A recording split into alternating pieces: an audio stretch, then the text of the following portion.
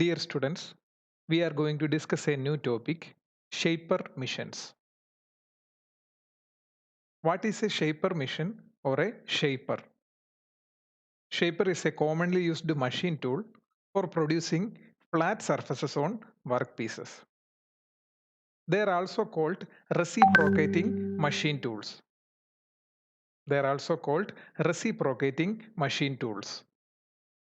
Here, the reciprocating motion of the tool removes the material from the top of the workpiece. Unlike in lathe, where the workpiece is rotating, here in a shaper machine, the workpiece is stable during the metal cutting operation. Here, the cutting tool is mounted on a ram. The cutting tool along with the ram reciprocates in forward and backward direction in a straight line during the machining operation. In a shaping operation, the flat surface can be produced either in a horizontal plane or in a vertical plane or an angular plane. Shapers can also be used for machining slots, keyways, and grooves on the top of the workpiece.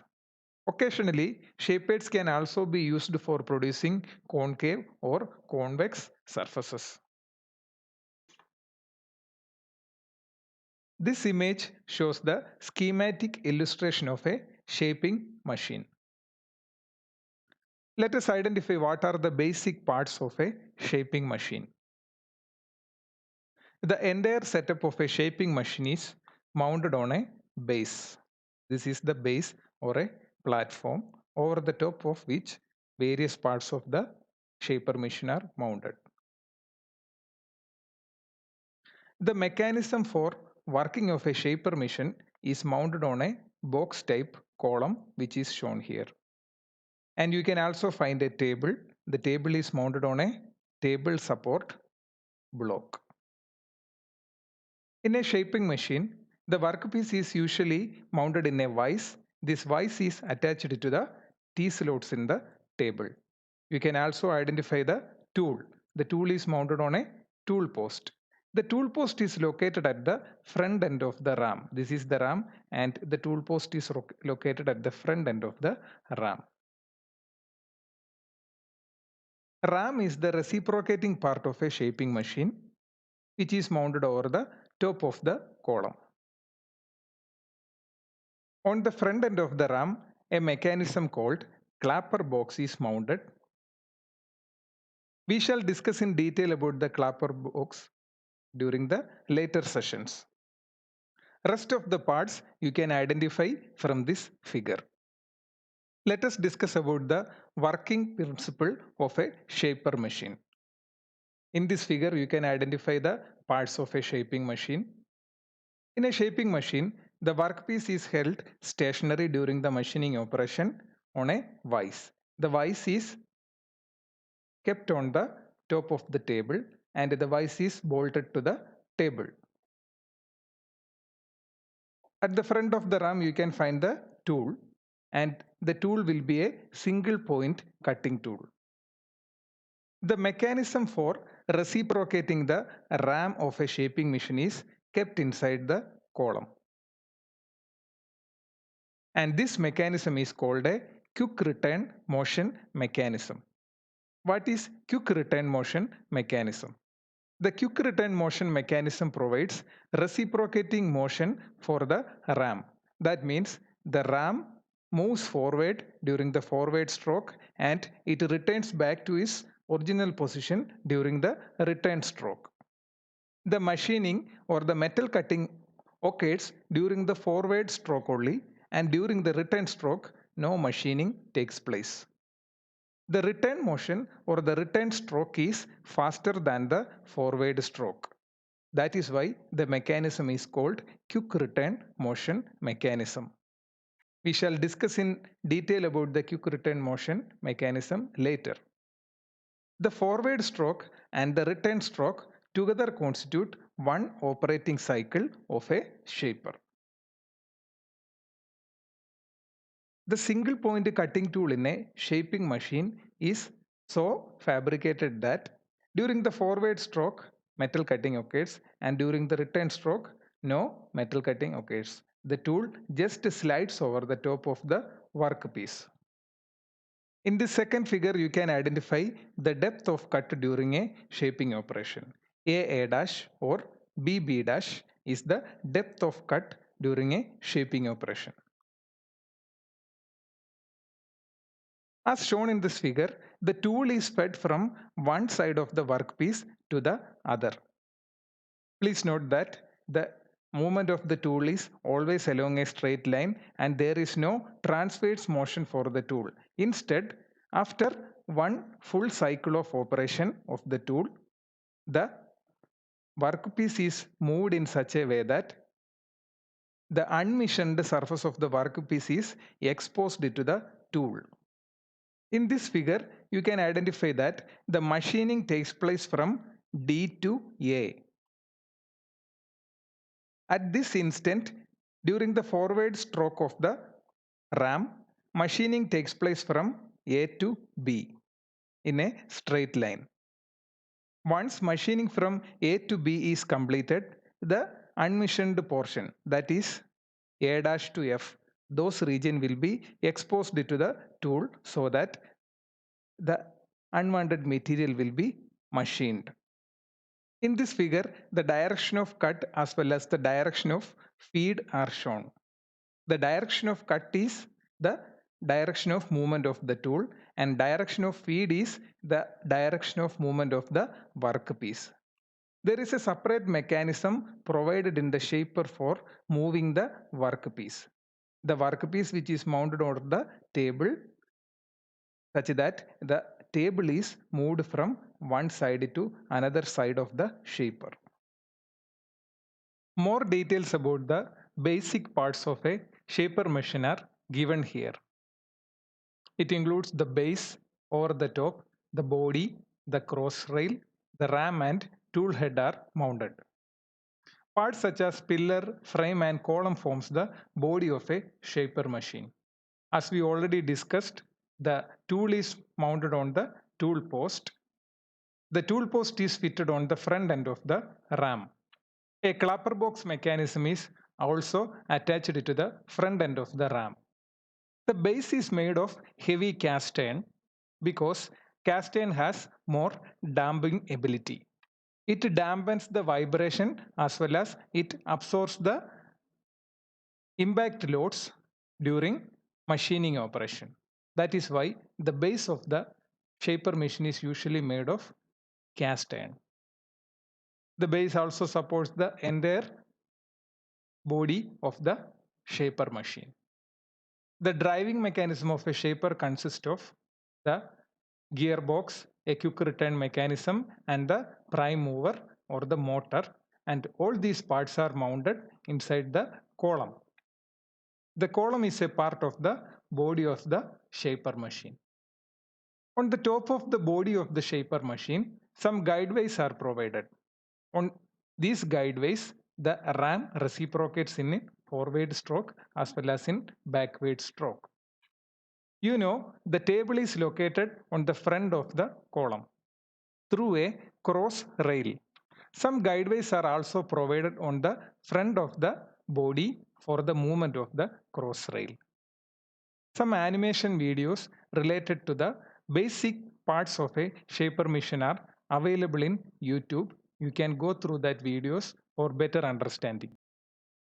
A cross rail is provided on the front of the body of a shaper machine. The cross rail permits the horizontal movement, that means the up and down movement, as well as the sideways movement or right to left movement or left right movement of the work table.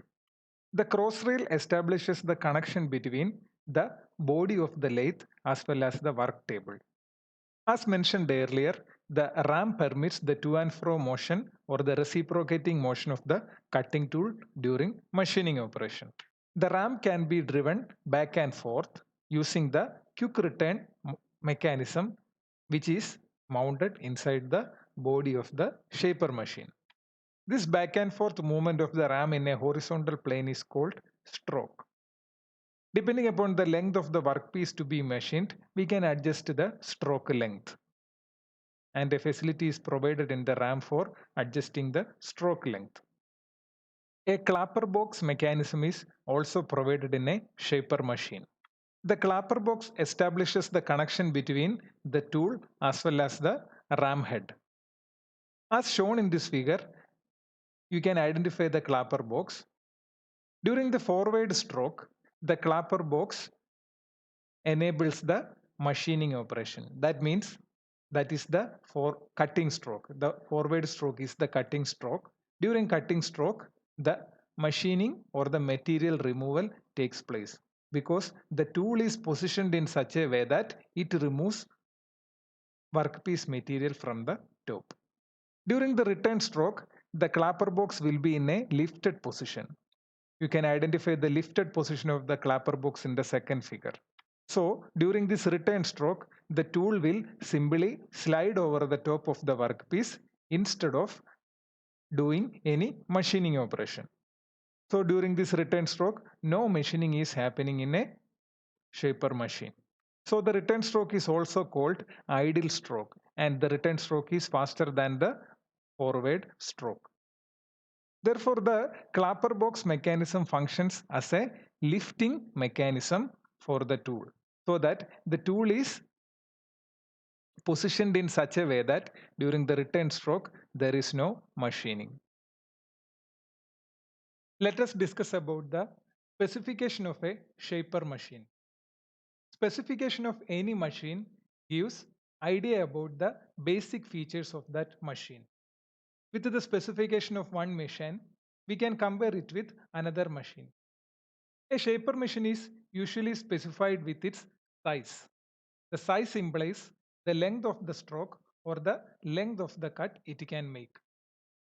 Usually the maximum length of stroke or the maximum length of cut is used for specifying the size of a shaper machine. The size of a shaper machine usually varies from 175 mm to 900 mm. Some of the other features which are used for specifying the shaper are the type of the drive mechanism used in a shaper. Sometimes the drive may be a belt drive mechanism, or sometimes individual motors are used for operating the shaper. The total floor space required for a shaper is also mentioned in the specification. The total weight of the machine, the ratio of the cutting stroke to return stroke, number of feeds possible, as well as the magnitude of the feed possible. Also, the power input required for the machine is also specified. For more details, you can refer the textbook for finding the types of shapers. Let us discuss about the mechanism which is used in a shaper machine. We have already discussed that a mechanism will be used in a shaper machine for converting the rotary motion of the prime mover or the motor to the reciprocating motion of the ram. This reciprocating motion of the ram realizes the forward cutting stroke as well as the idle return stroke. The mechanism for operating a lathe is usually fit inside the column of the machine. So what are the mechanisms which are used in a shaper machine? They are crank and slotted lever mechanism, Whitworth quick return mechanism, and a hydraulic mechanism. These three mechanisms are used for converting rotary motion of the prime mover into reciprocating motion of the ram. We shall discuss them in detail. First, we shall discuss about the crank and slotted lever mechanism. You have already studied a crank and slotted lever mechanism in mechanics of machinery. You know that it is the third inversion of a slider crank mechanism. More details about crank and slotted lever mechanism is given here. You can go through that. This shows the schematic representation of a crank and slotted lever mechanism. Let us identify various parts of a crank and slotted lever mechanism. In this figure, you can identify a vibrating arm. This vibrating arm is a slotted lever mechanism. It is a slotted lever. The slotted lever is hinged at the bottom so that the lever can move from one side to the other side. You can also find a bull wheel or a bull gear. At the outer circumference of the bull gear or bull wheel, a sliding block is attached. The sliding block moves inside the slot of the vibrating arm or the slotted lever. A linkage is also used to connect the vibrating arm or the slotted lever with the ram. The working of a crank and slotted lever mechanism is shown in this video. You can identify the various parts and their movement.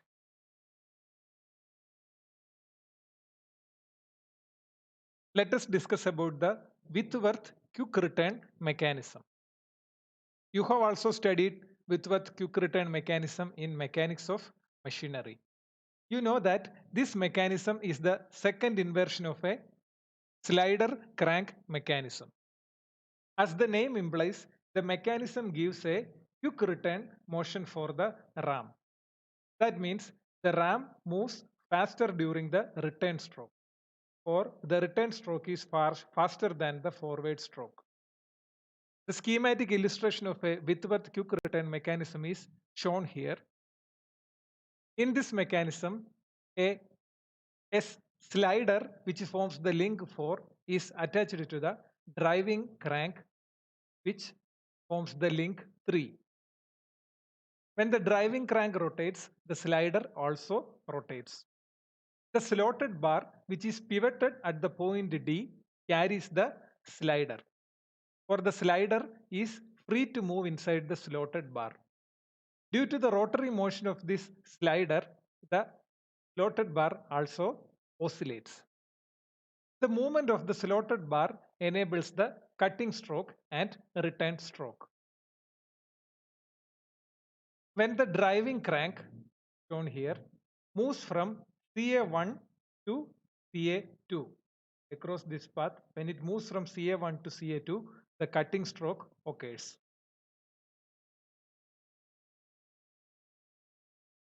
When the driving crank moves from the position CA1 in a clockwise direction to position CA2, the forward stroke occurs, and the angle traced during this forward stroke is alpha. During the return stroke, the driving crank moves from CA2 to CA1 in a clockwise direction, and the angle traced is beta. From this figure, you know that the angle traced during forward stroke, that is alpha, is greater than the angle traced during the return stroke, the angle beta.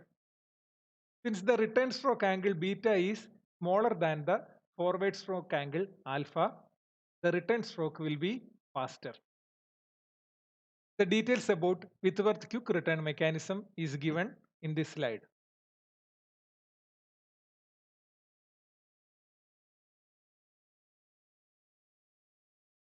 Let us discuss about the hydraulic mechanism which is used in a shaper. The hydraulic mechanism is entirely different from the quick return mechanism and the crank and slotted lever mechanism. A piston cylinder mechanism is provided inside the ram of a shaper machine. To enable the forward stroke as well as the return stroke, both sides of the piston are pumped with a hydraulic fluid. The hydraulic fluid flows through hydraulic circuits, and the pump supplies fluid from a reservoir kept at the bottom. There is a reversing valve mechanism which is operated by a reversing lever. This lever is in turn operated by a set of trip dogs. These trip dogs are part of the ram. The movement of the trip dogs enables the movement of the reversing lever. The reversing lever finally actuates the valves, and hydraulic fluid is pumped either to the front side or the back side of the piston. In this way, forward stroke and backward stroke are obtained using the hydraulic mechanism. A shaper machine which works on hydraulic mechanism is shown here.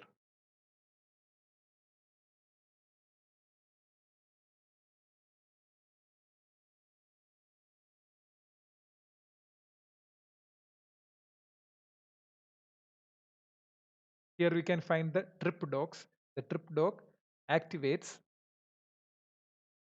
two valves.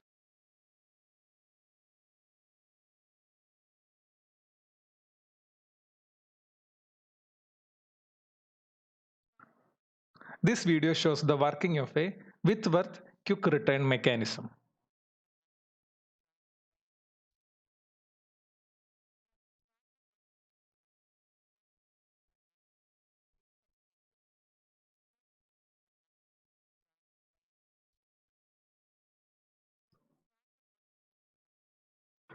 There are two types of feed mechanisms which are available in a shaper. They are the hand feed mechanism as well as the automatic feed mechanism. Feed mechanism is used for exposing the unmachined portion of the workpiece towards the reciprocating cutting tool of the shaper. We know that the workpiece is fixed in a vise which is fitted to the table of the shaper. Therefore, the purpose of the feeding mechanism is to move the table. The movement of this table also enables the movement of the workpiece. So, through feed mechanism, we are moving the table of the shaper. We know that the table can be moved in a horizontal plane from left to right or right to left, or it can be moved in a vertical plane, that is from bottom towards the top or top to bottom. But the feed mechanism is only intended for moving the workpiece along the horizontal plane. Feed mechanism will not move the workpiece along a vertical plane. That means we can give only horizontal feed to the workpiece using the feed mechanism. For giving vertical movement of the workpiece, we have to manually operate the elevating screw. Let us discuss the first type of feed mechanism, that is hand feed mechanism. As the name implies, hand feeding means feeding of the workpiece in a horizontal direction or a horizontal plane by the operator himself. He has to operate certain levers and move the workpiece along the horizontal plane. And he can expose the unmachined portion of the workpiece towards the reciprocating cutting tool of the shaper. And hand feed mechanism is a manual feeding mechanism and it depends upon the skill of the operator. But automatic table feed mechanism is different. One type of automatic feed mechanism which is used in a shaper is the ratchet and pole mechanism or the pole and ratchet mechanism. The automatic table feed mechanism or the pole and ratchet mechanism works in synchronization with the cutting stroke of the lathe. The automatic feed occurs when the forward stroke or the cutting stroke as well as the return stroke is completed. Once a set of forward stroke and return stroke is completed, the automatic table feed mechanism works and it feeds the workpiece in a horizontal plane. We shall discuss about this pole and ratchet mechanism in detail. This shows the schematic of a hand feed mechanism which is available in a shaper. Here you can identify two handles projecting out. The bottom one is the elevating screw handle and the top one is cross feed screw handle. By operating these handles, we can move the table along a horizontal plane as well as we can also move the table along the vertical plane. Please note that during the working of a shaper, we will not give the vertical feed. We only give the horizontal feed. Next is the automatic feed mechanism called ratchet and pole mechanism. First of all, we shall identify the basic components of a ratchet and a pole mechanism. There is a feed disc, and this feed disc is directly connected to the bull gear of the shaper. So, when the bull gear rotates, the feed disc also rotates. Inside the feed disc, you can see a radial slot. On this radial slot, a connecting rod is connected using a pin. The one end of the connecting rod is connected to the feed disc and the other end is connected to a rocker arm. And this is the end of the cross feed screw. The rocker arm is pivoted at the end of the cross feed screw. In addition to that, there is a ratchet wheel. This ratchet wheel has set of teeth and this ratchet wheel is also mounted on the end of the cross feed screw. If you see this rocker arm, the other end of the rocker arm has a pole as well as a pole pin, and the pole is engaging with the teeth of the racket wheel by using a spring load. Therefore, when the bull gear rotates, the feed disc also rotates, and the rotary motion of the feed disc is converted to the reciprocating motion of the connecting rod. Since the rocker arm is connected to the connecting rod, when the connecting rod reciprocates, the rocker arm also gets a to and fro motion like this. During this to and fro motion, the pole index one or two teeth from the racket wheel. That is, the pole moves from current position to next position. This movement helps for the rotation of the ratchet wheel and finally which leads to the movement of the end feed screw. Let us see the working of a ratchet and a pole mechanism which is used in a shaper.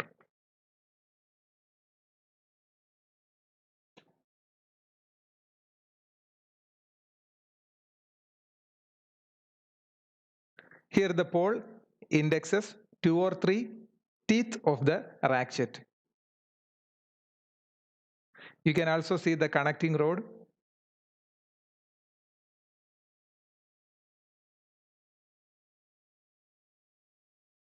And the connecting rod is connected to the feed disc which is attached to a bull gear.